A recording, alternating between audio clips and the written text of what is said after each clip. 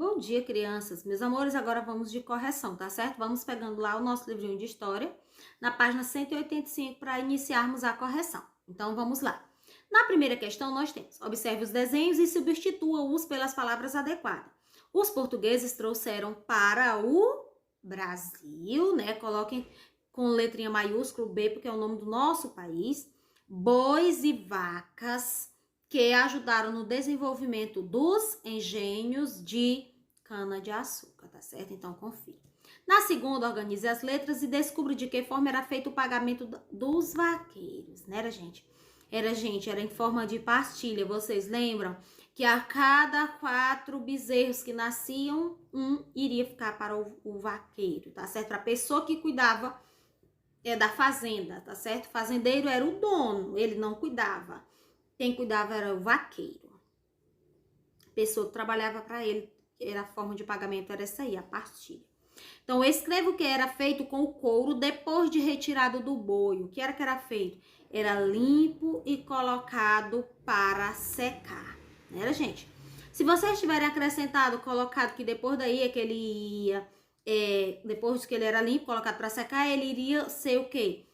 Usado para fazer as roupas, né, do próprio vaqueiro, né? Iria ser colocado para fazer o chapéu, né, que a gente coloca de chapéu de couro na cabeça. E aí, gente, depois foram se aperfeiçoando. Hoje nós sabemos que é usado para fazer cinto, bolsas femininas, carteiras, né, tanto feminina quanto masculina, cintos, certo? Sapatos. Isso é feito o quê? Com o couro. Quem acrescentou isso ainda, melhor ainda. Vamos à próxima quarta. Os portugueses trouxeram para o Brasil bois e vacas que ajudavam no trabalho dos engenhos. Onde eram utilizados esses animais? Organize os números em ordem crescente para obter a resposta. Em ordem crescente é do menor número para o maior.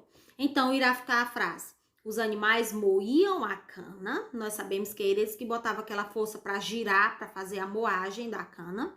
E serviam como meio de transporte. Nós sabemos que nós não tínhamos carro, moto, avião, meios de transporte como nós temos hoje. Então, eram os animais que transportavam tanto as pessoas quanto as mercadorias de um lugar para o outro. O couro era utilizado para fabricar roupas, o leite e a carne eram usados na alimentação. Tá certo? Então, confira. Quinta, qual a função dos vaqueiros nas fazendas de café? Organize as sílabas. Primeiro, eles amansavam, marcavam e ferravam. Amansava para o animal ficar bem manso, né? Que não ficava bravo, né? Marcava, eles ferravam com o ferro lá quente, marcando, dizendo que era de determinado fazendeiro. Cuidavam dos ferimentos dos animais e também levavam a boiada ao pasto. Correto, gente? Então, confiram aí direitinho. Vamos à próxima. Lá na página, né, sobre o Brasil República, né, na página 190. Complete o texto a seguir com as palavras do retângulo, né, do quadro, e descubra como se processa a continuidade em um regime de governo monárquico.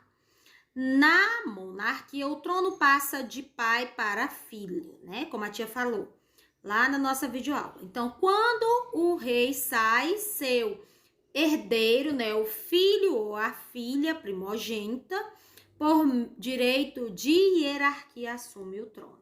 Então, confira aí direitinho. A segunda, realiza as operações e descubra por quantos anos o Brasil viveu um regime de monarquia. Acho que até que vocês lembram, né? Então, quando você tem aí, vai ficar 1998, 4 menos 4 mais 4, 8, 4 mais 5, 9, 7 menos 9. Aí você pega, põe esse número lá em cima e aí você realiza a subtração. 9 menos 1, 8 menos 1, 9 menos 3, 9 menos 9, né? 0. Então, o Brasil viveu quantos anos? O Brasil viveu um regime monárquico por 67 anos. O Brasil viveu uma monarquia. Vocês lembram que a tia falou que ele também teve 2 imperadores. Quem foi? Dom Pedro I e Dom Pedro II, não esqueça. Observe a imagem e escreva qual fato histórico ocorreu nesse local, que foi a proclamação da República, tá certo, gente? Quando foi que aconteceu a proclamação da República, vocês lembram? 15 de novembro de 1889. Esse local aí, gente, Praça da Aclamação na época. Hoje ela é chamada de Praça da República.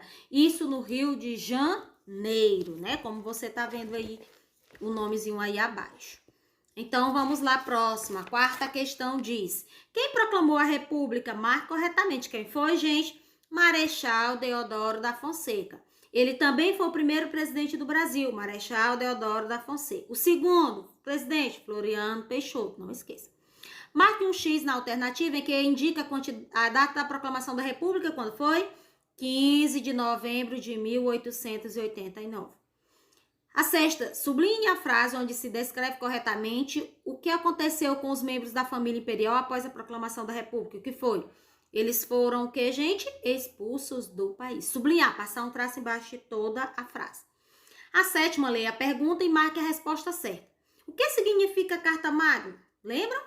A Constituição de um país, viu, gente? Foi uma das primeiras coisas que Marechal Deodoro, né, propôs, né, organizou. Então, agora, ordene os fatos ocorridos no período republicano, certo? Aí nós temos aí, vai ficar nessa ordem, 2, 4, 3, 1, 5. Então, o primeiro foi o quê? Grande parte da população estava descontente com o governo de Dom Pedro II, contribuindo para o movimento republicano. Aí, logo em seguida, as Forças Armadas, sob o comando de Marechal Deodoro da Fonseca, derrubaram a monarquia. 3. Dom Pedro II deixou o território brasileiro 2 dias após a proclamação da República. 4. O Congresso elegeu Marechal Deodoro como primeiro presidente do Brasil. E o 5. Foi redigida uma nova Constituição para o Brasil, instituindo como forma de governo a República. A nona, pesquise no dicionário e escreva abaixo o significado da palavra. É uma resposta pessoal, ditadura, né? Mas aí a tia até colocou aqui uma sugestão. Mas se você já tiver pesquisado, deixa a sua resposta. Tem um governo autoritário, viu, gente? A monarquia, como a gente falou lá na nossa videoaula, exercido por uma ou um grupo de pessoas no qual se suprem ou restringem os direitos individuais. A pessoa não tem liberdade de se expressar, liberdade de falar, de questionar nada. Porque senão ela pode ser torturada, ser levada até a morte. Agora que você já conhece o significado dessa palavra, responda. Quais são as consequências para o povo quando há ditadura? Vocês lembram do que a tia falou lá? Na ditadura? A liberdade do cidadão. É uma resposta também pessoal, mas a tia vai fazer um comentário. Porque ele disse que você conheceu, então você vai dar o seu ponto de vista. A liberdade dos cidadãos, gente, durante a ditadura é bastante limitada. Geralmente não tem eleição, a pessoa não escolhe seus representantes. E as manifestações são proibidas. Manifestações é tipo hoje, os professores quando estão insatisfeitos, vou dar o exemplo de uma mais comum aqui na nossa cidade. Os professores municipais, eles vão às ruas, fazem manifestações para o atual prefeito municipal, né, da cidade, por exemplo.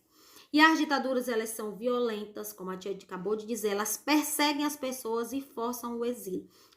Tem pessoas que são até obrigadas a ir embora, deixar o país, tá certo? Então, observe. Aí, a 10ª, nós temos, com o fim da monarquia, o Marechal Deodoro da Fonseca foi eleito pelo Congresso primeiro presidente do Brasil. Quem era o vice-presidente na época? Quem era? Lembram? Floriano Peixoto, muito bem. Marechal Floriano Peixoto, certo? Agora escreva quem governa na monarquia. Quem é, gente? Um rei ou um imperador, não esqueçam. E na república, quem é? Um presidente, certo? Que nós vivemos agora, o nosso sistema de governo atualmente é o quê? A república. Quem administra a república? Tá aí, ó, um presidente. Quem é o atual presidente da república? Quem é? Jair Messias Bolsonaro, né? É o Bolsonaro. É o atual presidente da república. O nosso sistema de governo atual, república. Na monarquia, que era um rei ou imperador. O Brasil teve 2 imperadores durante o período monárquico. Dom Pedro I, Dom Pedro II. Não esqueçam. Tá certo, gente? Então, muito bem. Caprichem, corrija direitinho a atividade, tá certo?